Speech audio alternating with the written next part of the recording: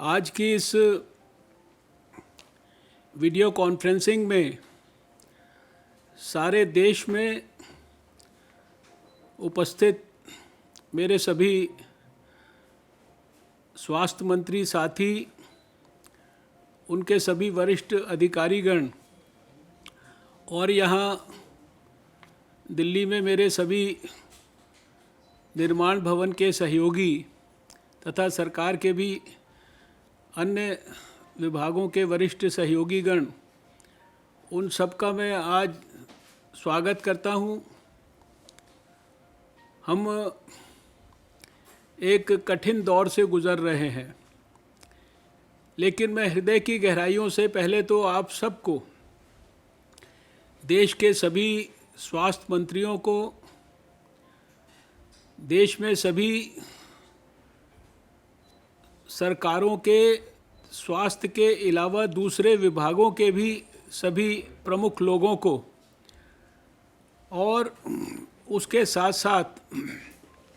आपके इस बड़े यज्ञ में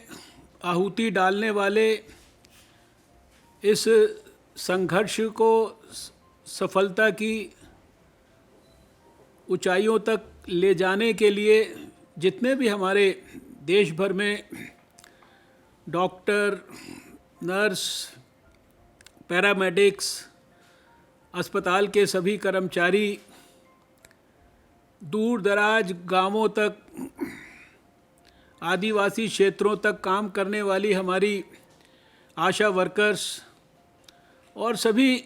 हेल्थ फैसिलिटीज़ पे काम करने वाले सभी वर्कर्स को मैं आप सब स्वास्थ्य मंत्रियों की ओर से बहुत ढेर सारी बधाई देता हूँ, शुभकामनाएं देता हूँ। आप सब ने बहुत गहराई से, बहुत सच्चाई से, बहुत ईमानदारी से, बहुत मेहनत से और बहुत ही सात्विक भाव से कोरोना वायरस के खिलाफ जो जंग सारी दुनिया में छिड़ी है, उसको भारत में बहुत गंभीरता से उस जंग को लिया है। आप सब जानते हो कि भारत उन देशों में है जिसने शायद दुनिया में सबसे पहले इस खतरे की गंभीरता को समझा, इसको पहचाना और जब 7 जनवरी 2020 को पहली बार चाइना ने सारी दुनिया को विश्व स्वास्थ्य संगठन के माध्यम से ये बताया कि कोई एक नया कोरोना वायरस उनके देश के लोगों को गंभीर रूप से प्रभावित कर रहा है, तब भारत ने अपनी पहली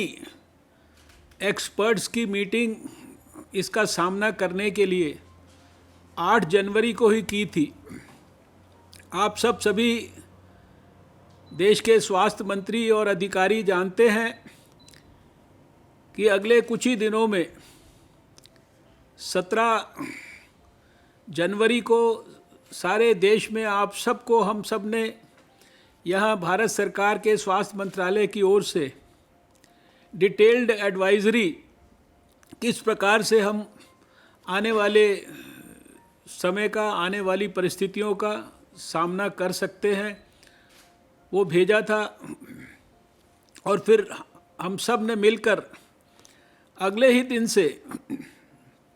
बहुत सारे दूसरे काम शुरू किए। एयरपोर्ट्स पर स्क्रीनिंग शुरू की, 7 एयरपोर्ट्स से शुरू की और उसको हम आज तो स्क्रीनिंग की ज़रूरत नहीं है क्योंकि सारी दुनिया से उड़ानों को बंद कर दिया गया है, लेकिन 30 एयरपोर्ट्स तक लेकर गए। हमने अपने सभी सी पोर्ट्स के ऊपर हमने अपने स्क्रीनिंग की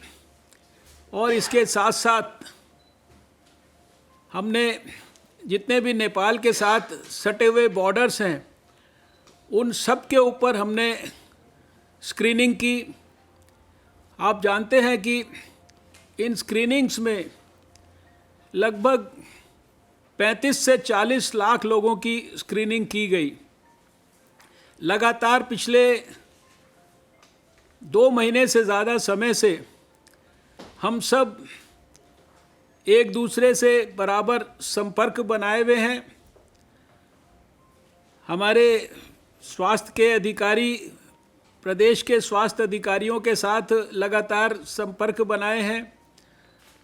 स्वास्थ्य मंत्रियों के साथ भी मेरा व्यक्तिगत संपर्क भी है और टेलीकॉन्फ्रेंसिंग के माध्यम से भी हम लोग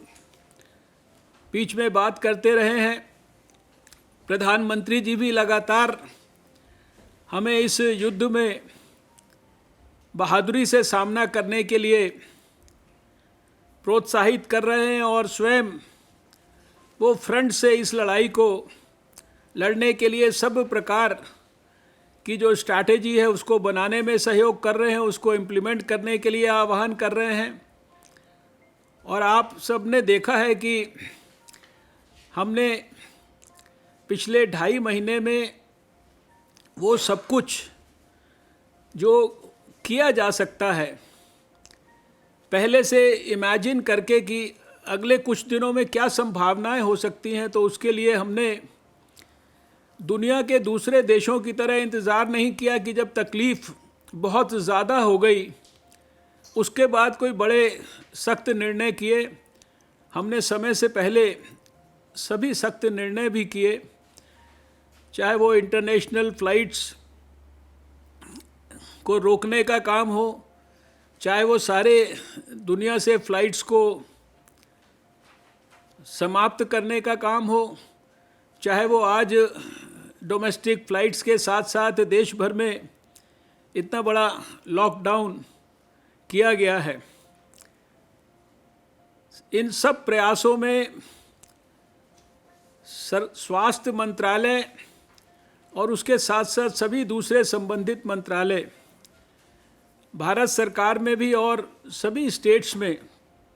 बहुत गहराई और गंभीरता से काम कर रहे हैं। मुझे इस बात का संतोष है कि हमारे सभी हेल्थ मिनिस्टर्स और हेल्थ सेक्रेटरीज़ अपने अपने स्टेट्स को बहुत गहराई के साथ संभाले हुए हैं। हर विषय पर गंभीरता से उन्होंने नज़र रखी है। मेरे मन में कुछ विषय थे जो मैं जानता हूं कि आप निश्चित रूप से उनको गंभीरता से उसके संदर्भ में जो कुछ करना आवश्यक है उसको कर भी रहे होंगे, उसकी निरंतर मॉनिटरिंग भी कर रहे होंगे। लेकिन उसके बावजूद भी मैंने सोचा कि एक बार हम आपके सबके संज्ञान में ये ज़रूर दिलाएं कि अभी इस क्रिटिकल क्षण में जब बीमारी को हम लोगों ने देश में एक स्तर पर ही रोका हुआ है और हमारा भरसक प्रयास है कि किसी भी कीमत पर हमें भारत में बीमारी को कम्युनिटी ट्रांसमिशन के स्टेज पर नहीं जाने देना है। और ये सब कुछ संभव है, इसलिए संभव है कि हमने बहुत सारी एक्सट्रीम सावधानियां वो समय से पहले ली हैं।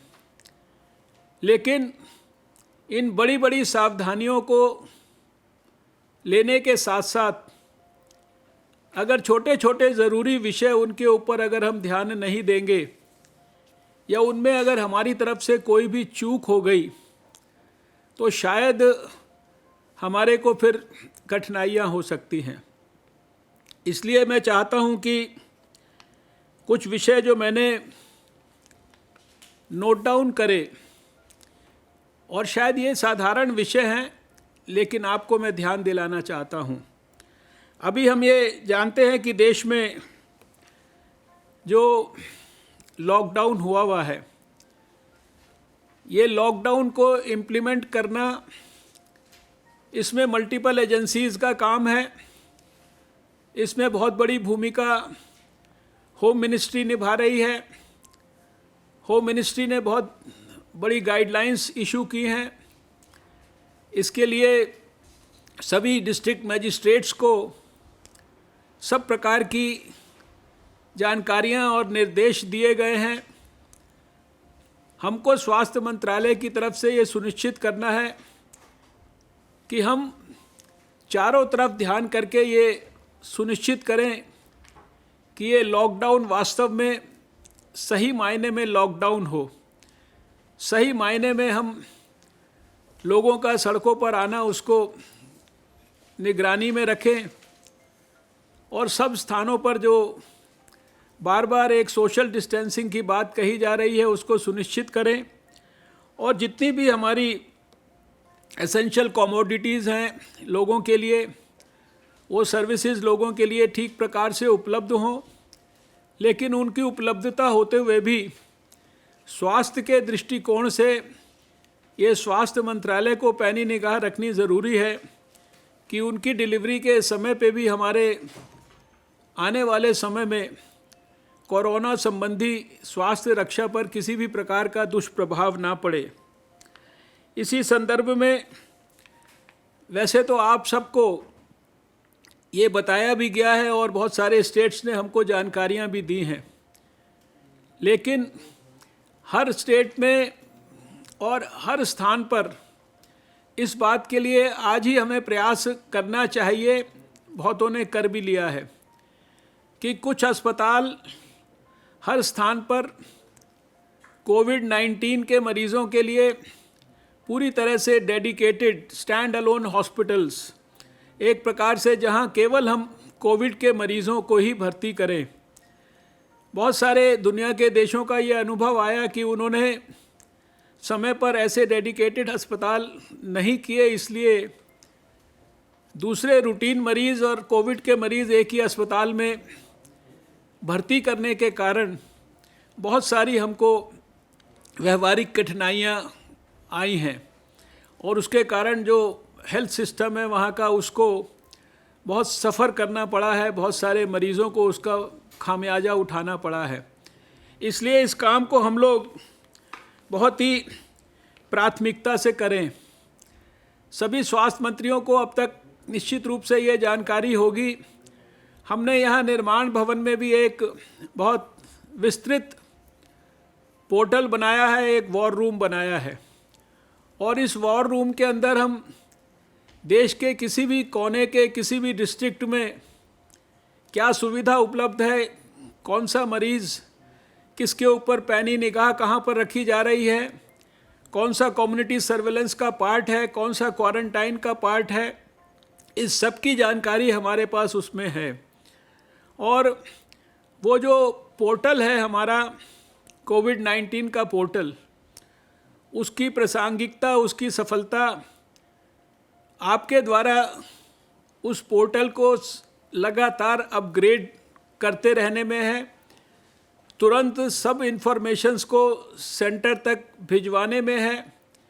डिस्ट्रिक्ट वाले स्टेट तक भिजवाएंगे, स्टेट वाले सेंटर में भिजवाएंगे, तो बहुत सारी रणनीतियाँ केंद्र स्तर पर बनाने में हमें निश्चित रूप से बहुत सारी जो है आसानी होगी। इस समय आने वाले समय में अगर कोई किसी प्रकार की बहुत बड़ी इमरजेंसी सिचुएशंस आती हैं तो अभी से हर डिस्ट्रिक्ट के अंदर हमारे जो कॉल सेंटर से जुड़े हुए लोग हैं, एम्बुलेंस से जुड़े हुए लोग हैं, एम्बुलेंस के ड्राइवर्स हैं, हमारी इमरजेंसी मेडिकल रिस्पांस टीम्स हैं, उनके मेंबर्स हैं, इन सब की हम ट्रेनिंग भी कर लें, इन सबको ठीक प्रकार से सेंसिटाइज भी कर लें, और इन सब की डिटेल्ड जानकारी हमारे नेशनल पोर्टल पर रहनी चाहिए, क्योंकि हमारे पास भी सारे देश भर से जो हमारा कॉल सेंटर है उसमें कॉल्स आती हैं। अभी 3 दिन पहले हमने रिव्यू किया तो 2 लाख से ज़्यादा हमारे नेशनल कॉल सेंटर पर कॉल्स आई हुई थी, और हम लोग भी सारे देश में जहाँ जहाँ से भी हमें कोई भी जानकारी या कोई भी तकलीफ़ के बारे में लोग बताते हैं, हम तुरंत वहाँ के ऑफिसर्स के बारे में, वहाँ के डॉक्टर के बारे में, उसके टेलीफोन नंबर्स इत्यादि सब उनको कम्युनिकेट करके बताते हैं। इसलिए इस पक्ष को निश्चित रूप से हम जो है सुदृढ़ कर लें। जितने भी कोविड से जुड़े हुए मरीज़ हैं उनके बारे में स्टैंडर्ड जो ट्रीटमेंट प्रोटोकॉल्स हैं वो बाकायदा गाइडलाइंस दी गई हैं, और अभी बहुत सारे इलाजों के बारे में चर्चाएं भी होती रहती हैं। संसार में भी बहुत सारे ट्रीटमेंट्स हो रहे हैं, हमारे देश में भी बहुत सारे लोग बहुत सारी चीज़ें बिना मांगे सलाह के रूप में भी देते रहते हैं। लेकिन मेरा व्यक्तिगत तौर पर आप सबको ये सलाह है कि आप ये सुनिश्चित करें कि जो भी स्टैंडर्ड ट्रीटमेंट प्रोटोकॉल जिनको हमारे एक्सपर्ट्स ने अप्रूव किया है, सब प्रकार की वैज्ञानिक दृष्टि से अध्ययन करने के बाद वही स्टैंडर्ड ट्रीटमेंट प्रोटोकॉल्स वो हमारे डॉक्टरों के माध्यम से उनका इस्तेमाल किया जाए। अभी हमने यहाँ पर all India institute of medical sciences में भी एक टीम को पल्मोनोलॉजिस्ट की तैयार किया है। औपचारिक तौर पर भी एक दिन के अंदर उसको हम लोग एक पोर्टल को इनॉग्रेट करेंगे, और आने वाले समय में हमारा उसके पीछे दो उद्देश्य हैं कि देश भर में ट्रीट करने वाले जो डॉक्टर्स हैं उनका लगातार जो सेंटर में जो एक्सपर्ट्स हैं ऑल इंडिया इंस्टीट्यूट में, उनके साथ बराबर संपर्क बना रहे ट्रीटमेंट प्रोटोकॉल्स के बारे में, और साथ में जो क्रिटिकली इल पेशेंट्स हैं जिनको आने वाले समय में कभी कोई वेंटिलेटर्स इत्यादि की आवश्यकता पड़ सकती है या कोई और ज़्यादा एडवांस्ड ट्रीटमेंट की ज़रूरत पड़ती है, तो उनको भी हम अपने स्टाफ को यहाँ से ऑल इंडिया इंस्टीट्यूट से कनेक्ट करके ऑनलाइन हम उनकी ठीक प्रकार से अभी से ट्रेनिंग कराएं। इसके लिए मैं आपसे निवेदन करना चाहता हूँ। मैं जानता हूँ कि पहले ही दिन से, जब से केरल में पहला केस आया था और उसके बाद से जितने भी केसेस भारत में हुए हैं, सभी स्टेट्स में बहुत गहराई और गंभीरता से कॉन्टैक्ट ट्रेसिंग हुई है। एक एक मरीज़ जो पॉजिटिव आया उसके कॉन्टैक्ट्स ढूंढने के लिए चाहे 100 कॉन्टैक्ट्स थे, चाहे 200 कॉन्टैक्ट्स थे, चाहे 300 कॉन्टैक्ट्स थे, बहुत गंभीरता से इस काम को किया गया है। और शायद जितना गंभीरता से ये किया गया है उसी के कारण इतने हमारे को अच्छे उसके परिणाम भी मिले हैं कि हम बीमारी को एक स्टेज पर काबू करके रखे हुए हैं। अभी मैं आपके संज्ञान में इतना दिलाना चाहता हूँ कि अभी इस समय सारे देश में हमारे NCDC के माध्यम से जो इनिशिएट किया हुआ एक एफ़र्ट है, उसमें 1,90,000 से भी ज़्यादा लोग पूरे देश में हमारे कम्युनिटी सर्वेलेंस में हैं। इनके ऊपर हमें पैनी निगाह रखनी है। 35,000 पैसेंजर्स ऐसे हैं जिनका 28 दिन हमने पैनी निगाह रखी, उसके बाद वो उस सर्वेलेंस के सिस्टम से बाहर निकल चुके हैं। और इसके साथ साथ एक और इम्पॉर्टेंट बात है कि इसी महीने में जो पैसेंजर्स भारत में आए हैं, खासकर जो मार्च के महीने में आए हैं, इन पैसेंजर्स की संख्या लगभग 8 लाख है, 8 लाख से भी ज़्यादा है। इसमें बहुत सारे विदेशी भी हैं, बहुत सारे भारतीय भी हैं। अभी अगर मैं 21, 22 और 23 तारीख के आखिरी 3 दिनों की ही बात करूं, तो इसमें 64,000 पैसेंजर्स भारत के अंदर आए थे। इन 64,000 पैसेंजर्स में से करीब 56,000 पैसेंजर्स को होम क्वारंटाइन के लिए एडवाइज़ किया गया, और जो हमारे 8,000 पैसेंजर्स को इस 3 दिन में ही हमारी सरकारी क्वारंटाइन फैसिलिटीज़ में देश भर में रखा गया। अभी बीमारी